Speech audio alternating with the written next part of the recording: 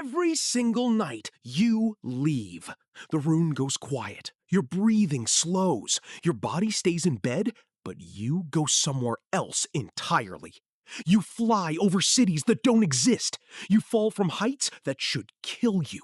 You sit at a table and have vivid, emotionally crushing conversations with people who died years ago.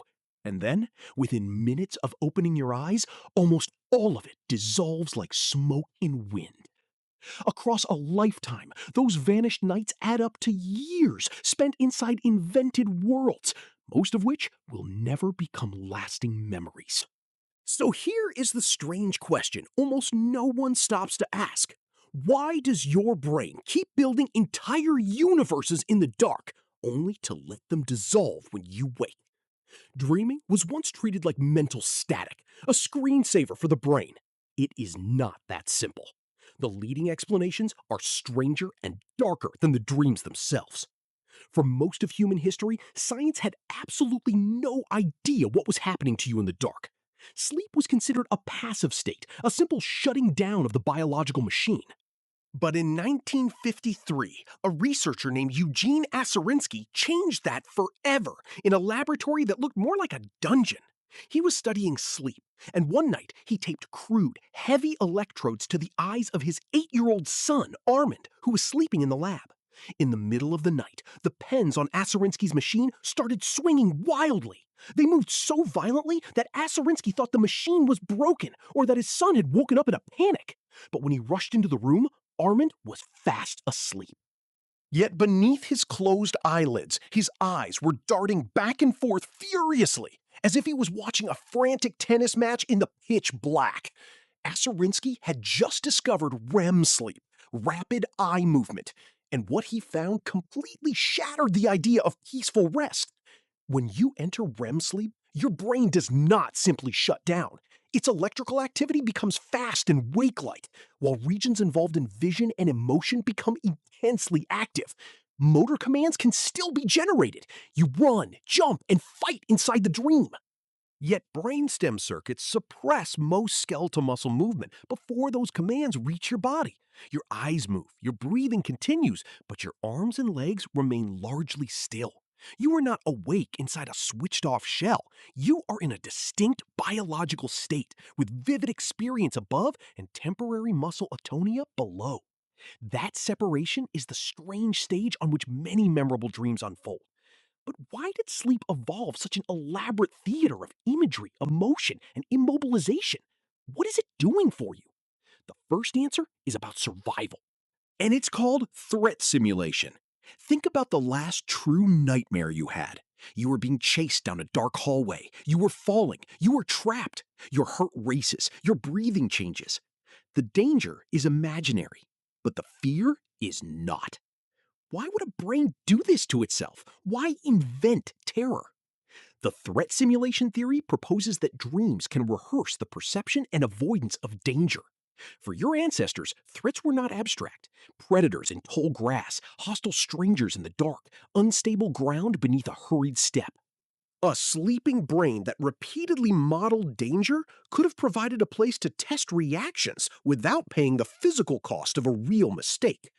Under this theory, nightmares are not merely malfunctions. They can resemble survival drills. When you dream of being chased, your mind builds a convincing threat, focuses your attention, and forces a response. The theory remains debated. Not every nightmare is useful, and repeated nightmares can become deeply harmful.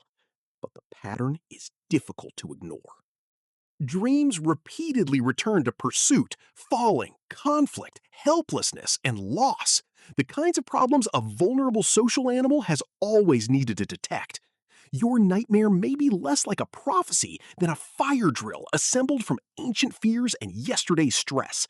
But threat simulation is only a fraction of what happens, because most dreams aren't nightmares.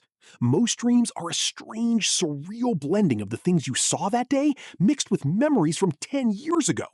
And that brings us to the second massive reason you dream: the overnight editor. Every single day, you take in a flood of information. Faces on the street, words in an email, the layout of a new building, the exact tone of someone's voice. It is far more data than your brain could ever store permanently. If you kept it all, you would go mad from the noise. So your brain has to choose. It has to decide what matters and what is garbage. And it does this heavy lifting while you dream. Across sleep, newly formed memories are reactivated and reorganized, but not like a perfectly recorded video. They are fractured and linked to older knowledge. A conversation from today can appear beside a room from childhood because the sleeping brain works with pieces, not faithful films. In one maze experiment, people who reported dreams related to the task improved far more after a nap than those who did not report task-related dreams. The dream did not make them perfect, and the study did not prove that dreaming caused the improvement. It revealed something more careful and more interesting. When learning reappears inside a dream, it can coincide with unusually strong memory processing. Your dreams may be the sparks flying off a machine that is reorganizing your experience. And then there is a third theory, even stranger than the first two, and it strips the poetry away entirely. It's called the activation synthesis hypothesis. What if the dream itself doesn't actually mean anything at all? During REM sleep, the lower, most primitive parts of your brainstem fire off bursts of essentially random electrical signals. It's biological static. The higher part of your brain, the cortex, the part that makes you human, cannot stand chaos. It is a storytelling machine. It is desperate for things to make sense. So when it gets handed these random bursts of static, a sudden signal of falling, a random flash of a face, a burst of fear, it frantically tries to stitch them together into a narrative. A face here, a place there, a feeling of falling, and your mind weaves them into a plot. In this view, a dream is your brain being handed pure noise and insisting on making it a story. But here's the biggest, strangest mystery of all. If dreams reflect survival concerns, memory processing, or a brain trying to make sense of its own activity, why are they so difficult to keep? You can have the most profound emotional experience of your week. You can reconcile with a dead parent. You can feel a love so intense it physically aches. And by the time you are brushing your teeth, the memory has dissolved like salt in water. Dream recall depends heavily on how and when you wake, where your attention goes, and whether the fragile experience is rehearsed before another thought replaces it. REM sleep also occurs in an unusual chemical state. Noradrenaline activity becomes extremely low, and memory systems do not operate exactly as they do during ordinary waking experience. That doesn't mean the hippocampus simply switches off, or that forgetting is an intentional act.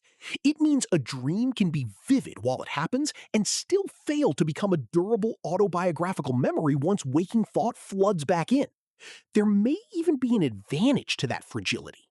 A brain that preserved every dream with the same confidence as waking experience would inherit thousands of false episodes, conversations that never happened, places that never existed, promises nobody made.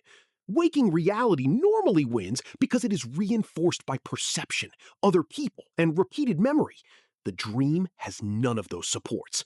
Its emotional residue can remain, a mood, an association, a new angle on a problem, even when the impossible story itself disappears. The work may leave a trace without leaving a reliable record. And that brings us to a final, uncomfortable thought. When you are dreaming, the logic center of your brain, the prefrontal cortex, is powered down. That is why you never question why you are suddenly back in your high school, but the school is on a boat and your dog is the teacher. Inside the dream, you accept reality exactly as it is presented to you, no matter how absurd it gets. You never know it's a dream until you wake up. So think about what that means. Right now, as you watch this, your logic center is online. You feel completely certain that this moment is real. But every single night, you feel that exact same unquestioning certainty about worlds that do not exist. Your brain is entirely capable of generating a flawless illusion of reality and convincing you that you are living it. You will do it again tonight. You will close your eyes, the paralysis will lock you in place, the theater will power up, and you will step into a universe that your own mind built, convinced it is real. We have mapped the human genome. We have sent machines past the edge of the solar system. But the thing that happens behind your own eyes every single night remains one of the most complex, beautiful, and isolating mysteries in biology.